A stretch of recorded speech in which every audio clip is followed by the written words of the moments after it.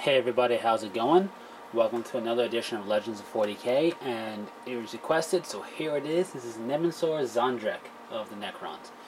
And it's going to be kind of a two-video combo here. I'm going to do Nemesor Zahndrekh by himself, and then because they're listed together on page 61, since they're listed together, or 60 and 61, I thought I would do Vargard Obyron. Yeah, Vargard Obyron as his own second video. So it's kind of like part 1 and 2, not really as Nemesor Zahndrekh. He's one, and the second part would be Vargard Obyron.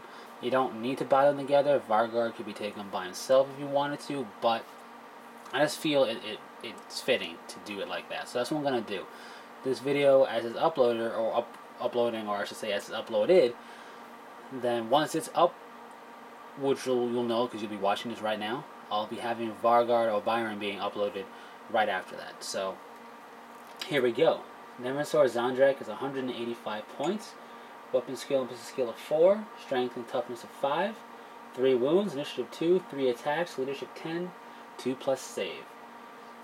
He's unique, he's infantry, and he can select a Catacomb Command Barge as a dedicated transport if you want to.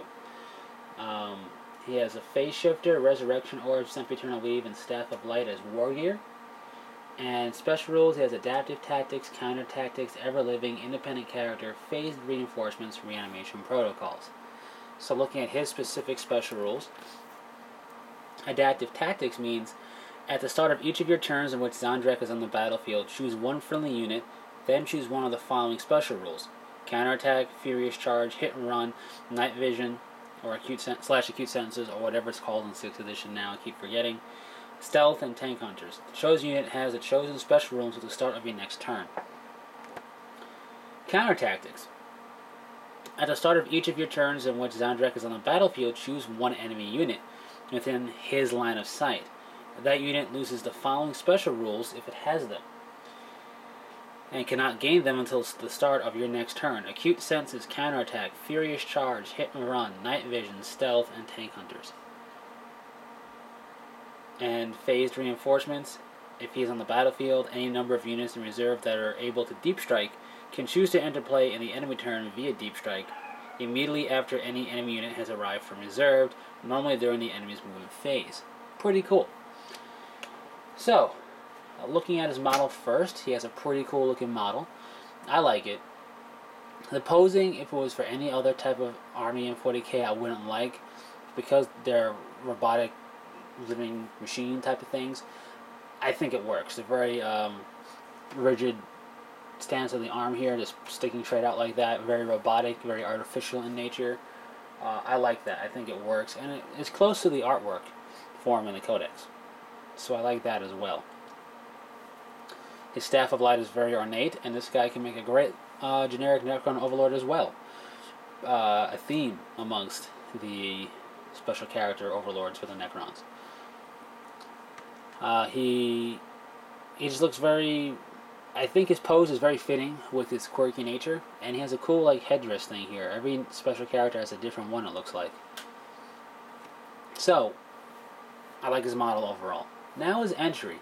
He is a bit pricey, but with that Necron Overlord stat line, and having the Sempiternal Weave upgraded for his armor, and having a good invulnerability save from Phase Shifter, plus a Resurrection Orb, means he's going to be standing around for quite a while.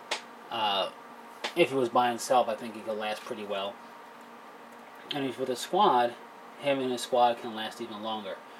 And looking at it, for what he has, if you give it to him normally, it would be...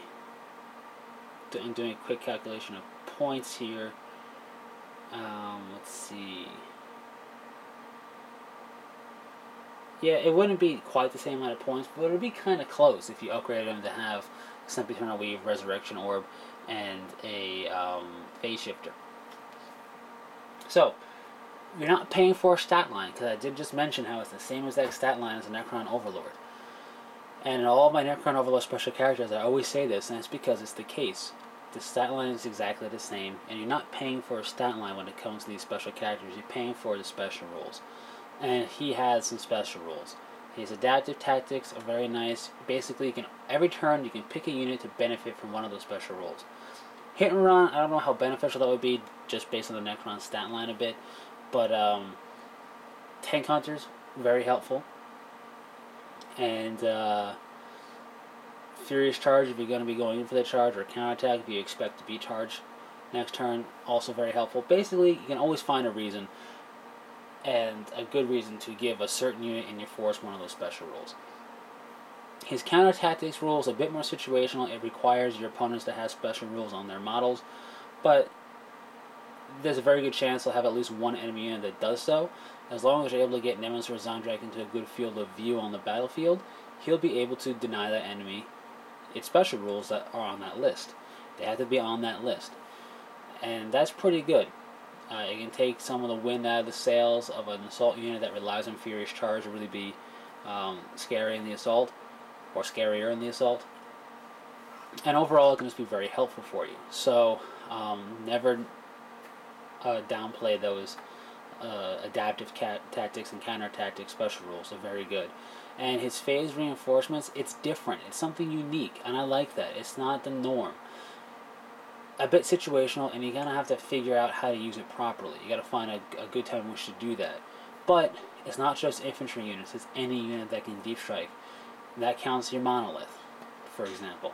So if you do it right, and you do it carefully, you won't lose it in the turn it comes into play, and it'll definitely be a big wow moment. If you can do it in a scary enough position for your enemy to go, wow, that's really close, I should try and do something with that, whether it's reposition or try and take it down, that's benefiting you, because you're forcing your opponent to deal with the unexpected and do something against, most likely against their strategy that they're trying to employ.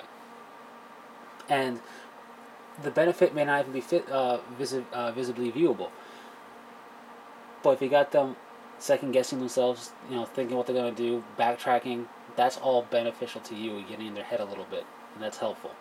So, the phase reinforcements, I think, is the most specialized of his rules. It's really going to take you some time to figure out how to use it properly, and you have to build an army that has deep striking in it. But there's quite a few deep strikers in the Necron list that I think you can make use of. And overall, I think Nemesor Zahndrekh, when I was looking at Necron lists online, out of curiosity, and as far as special characters go, I think he's one of the more heavily used ones in the metagame out there. I see him go 50-50 with being at a Catacomb Command Barge or not, but he's used a lot from what I've seen on, at least in the metagame on the internet. Him and I think Emotech are the two top used ones, and I can see why. His special rules are very nice. He's more about his special rules, really. I mean, he's got a Staff of Light, which is nice for shooting, but he's not meant to get all up there in your face. If he has to get into close combat for whatever reason, he's not a slouch. He's got the Necron Overlord stat line, which is a very nice stat line, and he's got a good save either way. But he's really more meant to be in the back commanding. He's more meant to be that commander issuing orders and having his special rules show his tactical brilliance. And when you think about that in correlation to his quirkiness nature, I think it's pretty cool. Like, he basically in his fluff, when he awoke, he didn't awake perfectly, and well, he's got a bit of a quirk to him because of that, and I like that. But that's basically Nemesor Zahndrekh. I would put him with a squad of Immortals, or I would put him on a Catacomb Command Barge. It really depends how many points you want to invest in this already kind of pricey guy. But he's definitely a worthwhile investment. His rules are really why you're picking him up. Sure, stat line's nice, and he's got good war gear, but it's really the rules. And I think he's got very nice rules, and potentially very potent rules that you can make good use of. And I like special characters like that. It's less about him specifically, and less about this character being the big bad on campus, and it's more about your army being the big bad, with him as a part of it. You're definitely going to want to build a bit towards his phased reinforcement special rule if you really want to employ that heavily. So that would mean taking deep striking units that maybe you normally wouldn't take, or doing things with them you wouldn't normally do. But it can definitely be handed to you once you get a grasp on how to use it. Without having tried, it does look a bit tricky to get a hang of, but it looks like it can be very useful once you do. Anyways, that's it for Nemesor Zahndrekh, and like I said, keeping in the spirit of the way he's entered in on the Codex, I will do a second video for Vargard O'Byron right after this one and basically have them uploaded 1-2 after each other. But don't let that stop you from requesting a special character. It just won't be done until after Vargard O'Byron. But I will do it. Anyways, that's it. So until next time, take it easy.